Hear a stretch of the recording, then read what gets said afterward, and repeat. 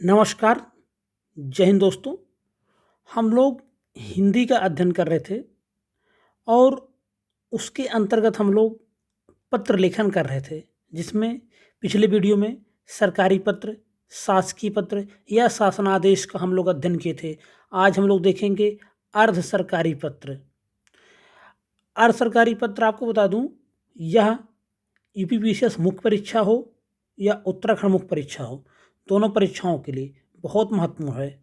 अभी हाल ही में यूपीपीएससी मुख्य परीक्षा होने जा रही है, उसके लिए भी यह बहुत महत्वपूर्ण है। सीधे हम लोग बात करते हैं अर्ध सरकारी पत्र के बारे में। उससे पहले एक बात और कहना चाहेंगे, जो भी चैनल पे पहली बार आया हो, वीडियो को पहली बार देख रहा है, वीडियो पूरा देखे, पसंद आए तो लाइक करें। अगर कुछ कहना है, कोई सुझाव देना है तो कमेंट करें। साथ में आपसे अनुरोध है, चैनल को सब्सक्राइब भी जरूर करें। सीधे देखते हैं अर्ध सरकारी पत्र की सबसे पहले परिभाषा। तो अर्ध सरकारी पत्र की परिभाषा देखते पहले यहाँ कहीं पे, अर्ध शासकीय या अर्ध सरकारी पत्र आलेखन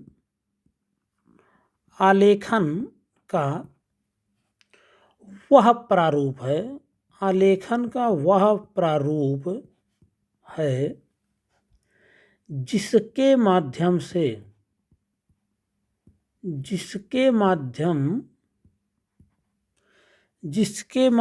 से समान स्तर के, कुछ महत्वपूर्ण शब्दों को ध्यान रखेंगे, जैसे समान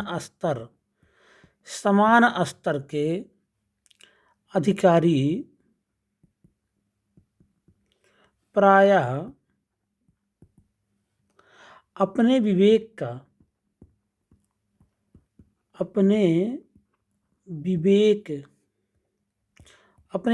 या बुद्धि का उपयोग करते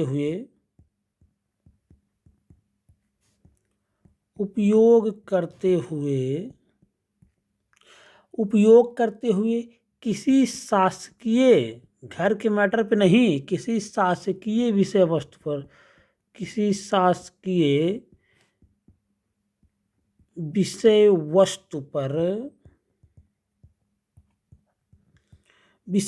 पर शासकीय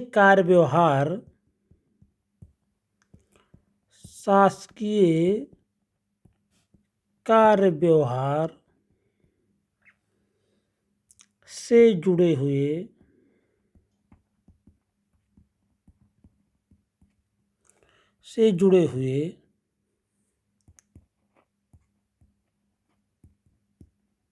विभिन्न मुद्दों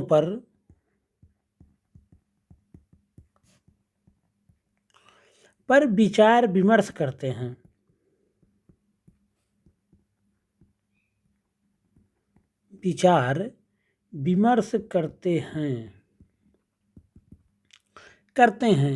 या संपर्क स्थापित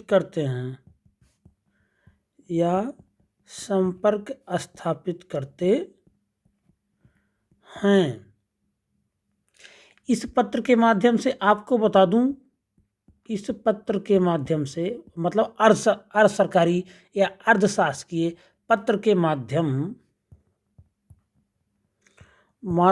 से शासन के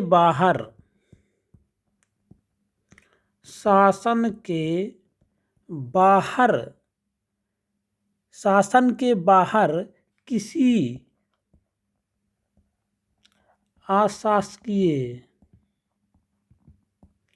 अशासकीय व्यक्ति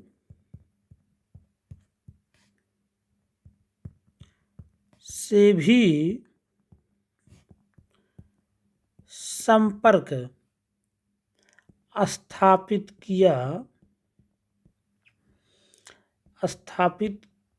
किया जा सकता है।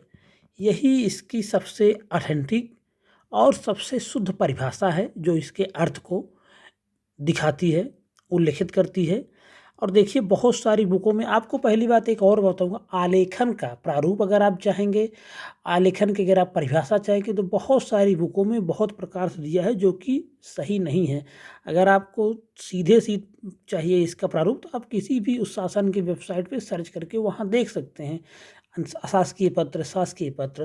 तो और जो यहाँ बताया जा रहा है वो सबसे शुद्ध प्रारूप है, और मैंने इसी को ही हमेशा यूपीपीसीएस मुख्य परीक्षा में इस्तेमाल किया, और हमेशा मेरा 102 नंबर 103 नंबर हिंदी में रहा हुआ है 150 में। तो यही सब पत्र मैं लिखता हूँ, तो एकदम ऑथेंटिक, एकदम सही है।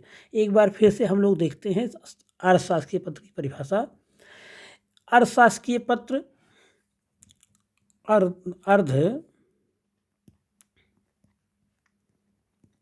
शासकीय पत्र आलेखन का वह प्रारूप है जिसके माध्यम से समान स्तर के अधिकारी प्रायः अपने विवेक का उपयोग करते हुए किसी शासकीय विषय वस्तु पर शासकीय कार्य व्यवहार से जुड़े हुए विभिन्न मुद्दों पर विचार विमर्श करते हैं या संपर्क स्थापित करते हैं। इस पत्र के माध्यम से शासन के बाहर किसी अशासकीय व्यक्ति से भी संपर्क स्थापित किया जा सकता है।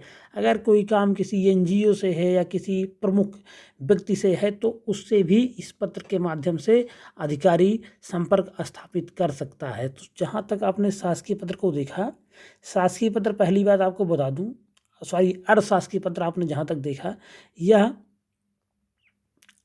अपने समान स्तर का अधिकारी शासकीय कार्य के लिए एक दूसरे को पत्र लिख सकता है। किसी भी काम को, जैसे हो रहा है, अगर मान लीजिए काम डिले चल रहा है काम को, तो वह अपने स्तर के, जैसे एक स्तर का एक जिलाधिकारी दूसरे जिलाधिकारी को पत्र लिख सकता है कि सर देख लीजिए, इसमें कृपया देख लीजिए काम को क्यों स्लो हो रहा है, अगर काम हो जाए तो हमारे ज़िले का बेहतरी हो जाए, तो वह इसके लिए एक रिमाइंडर भेज सकता है। यही होता है अशासकीय पत्र। और अगर अशासकीय पत्र को देखा जाए तो यह औपचारिक नहीं होता है। यह तो कार्य की शीघ्रता को ध्यान में रखकर, किसी कार्य को शीघ्र हो उसी के लिए एक अधिकारी अपने व्यक्तिगत नाम से भेजता है, लेकिन सरकारी कामकाज के ही सिलसिले में भेजता है, ये भी याद रखेंगे। अगर हम इसकी विशेषताओं के बारे में बात करें तो पहला क्या है कि अशासकीय पत्र एक अधिकारी द्वारा दूसरे अधिकारी को लिखा जाता है। पहली विशेषता है, एक विभाग द्वारा नहीं, एक अधिकारी द्वारा व्यक्तिगत रूप से यह लिखा जाता है दूसरे अधिकारी को। यह प्रायः समान स्तर के अधिकारी को लिखा जाता है। दूसरा पॉइंट याद रखेंगे, यह पत्र सरकारी उद्देश्यों के लिए लिखा जाता है किंतु तरीका व्यक्तिगत होता है। यह पत्र सरकारी उद्देश्यों के लिए लिखा जाता है। यह हो गई आपकी पहली, फिर दूसरी, फिर तीसरी विशेषता। चौथा बात करें, इस पत्र की भाषा जो होती है वह क्या होती है, अनौपचारिक होती है। संबोधन हेतु प्रिय, श्री आदि शब्दों का प्रयोग कर सकते हैं।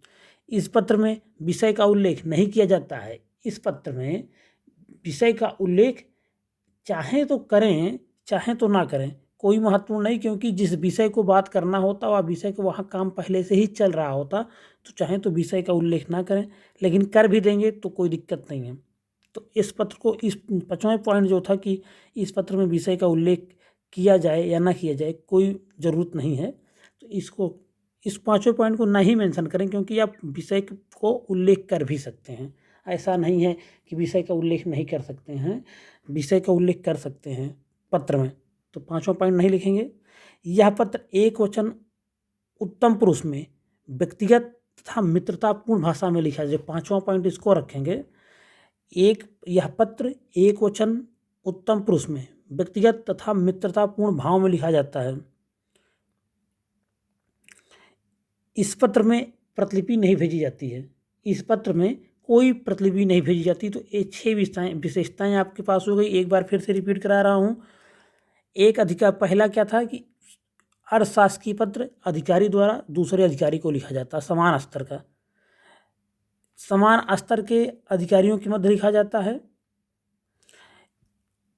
यह पत्र सरकारी उद्देश्यों के लिए लिखा जाता है, तरीका व्यक्तिगत होता है। चौथा देखेंगे, भाषा अनौपचारिक होती है, प्रिय, श्री आदि शब्दों का प्रयोग कर सकते हैं। 5वां देखेंगे, यह पत्र एक वचन उत्तम पुरुष में व्यक्तिगत तथा मित्रतापूर्ण भाषा में लिखा जाता है।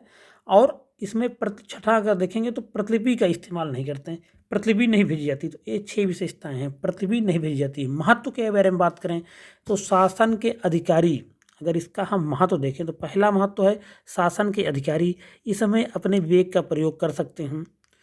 शासन के भीतर हो या बाहर हो, इसकी बहुत विस्तृत सीमा है। शासकीय कार्य के विषय में जन सहयोग भी प्राप्त किया जाता है इसी के द्वारा। हमने आपको पहले बताया, अगर मान लीजिए कोई बहुत बड़ा वैज्ञानिक है, उससे कोई सलाह लेना है सरकार को, तो यही पत्र भेजेगा, यही अर्थशास्त्र के पत्र उसको भेजा जाता है। चौथा, यह अगर चौथा के बारे में बात करें, चौथी महत्व क्या है कि यह एक सरकार और लोगों के बीच पुल की भांति, सेतु की भांति काम करता है। अर्थशास्त्र के पत्र सरकार और लोगों के बीच सेतु का काम करता है। पांचवा, इसको गजट में प्रकाशित नहीं किया जा सकता, गजट में प्रकाशित होता है, यह भी गजट में प्रकाशित होता है।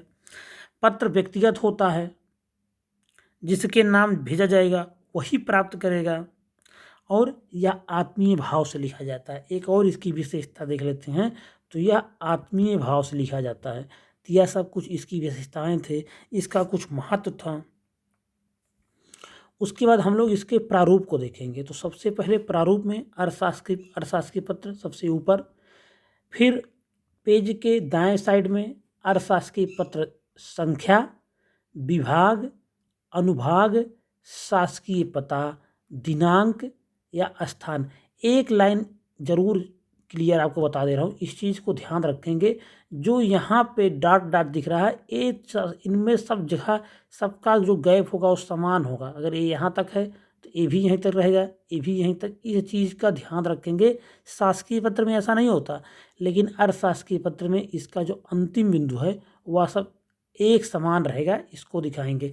फिर शासकीय पता के सामने नाम, जो पत्र लिख रहा है उसका नाम, पदनाम, नाम के पास कामा हमेशा लगा देंगे, पदनाम के बाद फुल स्टॉप, पूर्ण विराम जिसको बोलते हैं। उसके बाद विषय, डॉट डॉट के परिप्रेक्ष्य में अनुरोध कर रहा है, क्योंकि आपको सब मालूम है कि किसके लिए हम लोग पत्र लिख रहे हैं। कोई योजना लंबित है, उसी के परिप्रेक्ष्य में हम अनुरोध कर रहे हैं। उसके बाद फुल स्टॉप।